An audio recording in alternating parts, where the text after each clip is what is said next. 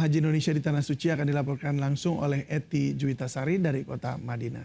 Eti, hingga kini sudah berapa jemaah haji yang mendarat di Arab Saudi?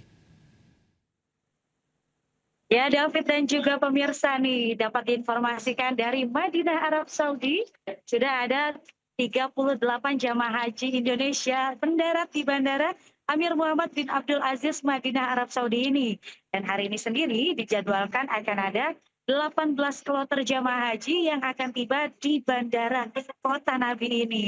Dan tadi yang baru saja tiba pukul 6.15 waktu Arab Saudi, yaitu embarkasi dari Kuala Namu yang tadi baru saja juga bergegas pergi ke hotel melalui bus-bus yang telah disediakan di sini.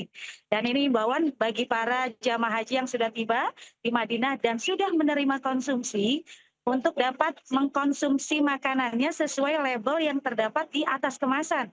Jadi di situ ada tulisan untuk makan pagi atau sarapan maksimal itu dikonsumsi hingga pukul 9 waktu Arab Saudi. Untuk makan siang agar dapat dikonsumsi hingga pukul 15 waktu Arab Saudi. Dan untuk makan malam dikonsumsi hingga pukul 21 waktu Arab Saudi untuk menjaga agar kualitas dan cita rasanya tetap baik.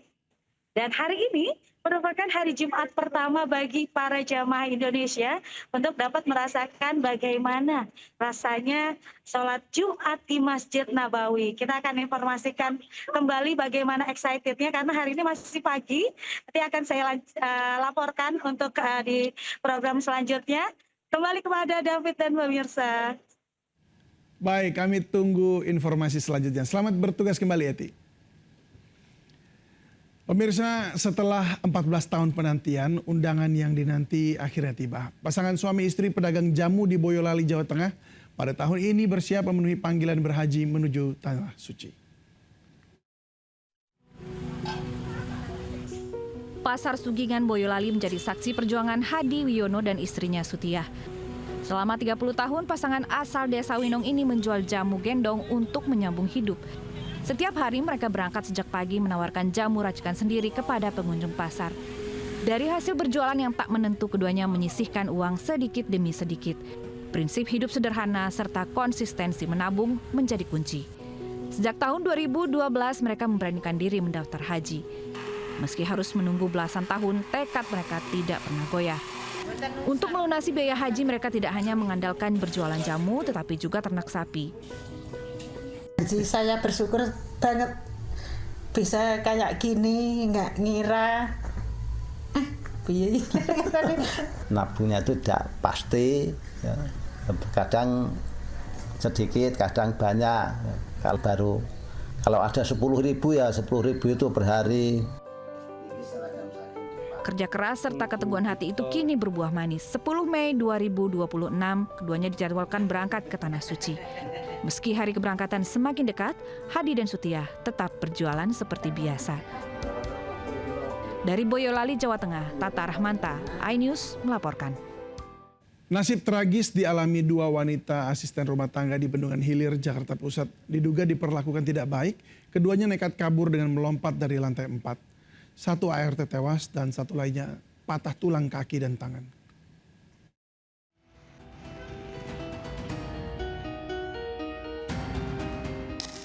Wanita asisten rumah tangga berusia 30 tahun ini terkulai lemas di kamar rumah sakit Angkatan Laut Minto Harjo, Tanah Abang, Jakarta Pusat.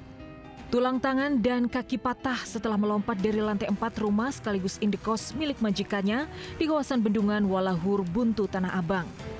Namun nasib R masih lebih beruntung ketimbang D, teman sesama ART yang harus meregang nyawa usai melompat dari ketinggian 15 meter. Polisi menduga keduanya nekat kabur dengan cara melompat dari lantai 4 karena mendapat perlakuan tidak menyenangkan. Terima pemilik kosan itu juga berprofesi sebagai lawyer dan content creator. Namun sampai saat ini kami belum dapat melakukan pemeriksaan karena belum menemukan daripada yang bersangkutan.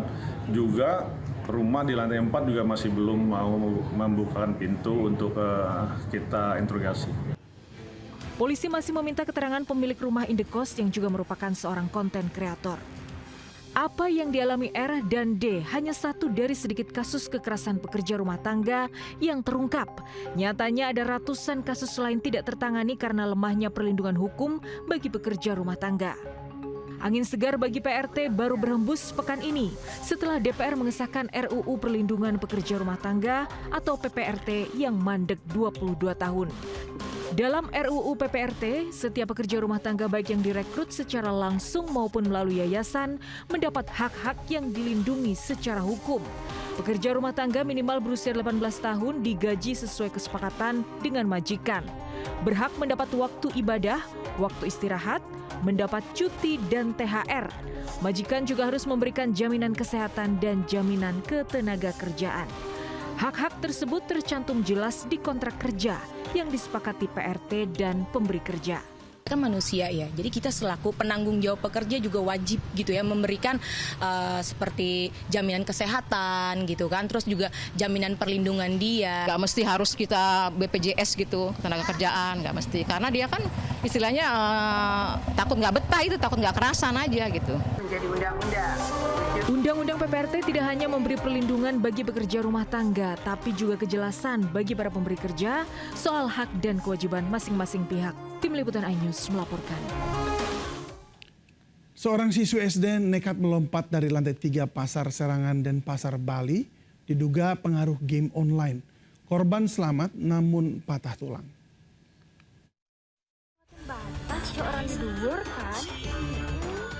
Seorang anak siswi SD bernyanyi dan direkam teman-temannya di lantai 3 Pasar Serangan Denpasar. Namun tiba-tiba bocah berusia 13 tahun ini melompat mengejutkan teman-temannya dan warga. Korban dibawa warga ke rumah sakit. Korban mengalami sejumlah luka dan selamat. Dalam penyelidikan Satreskrim Polresta Denpasar terhadap konten telepon seluler milik korban berisikan game online yang diduga kuat mempengaruhi aksi nekatnya.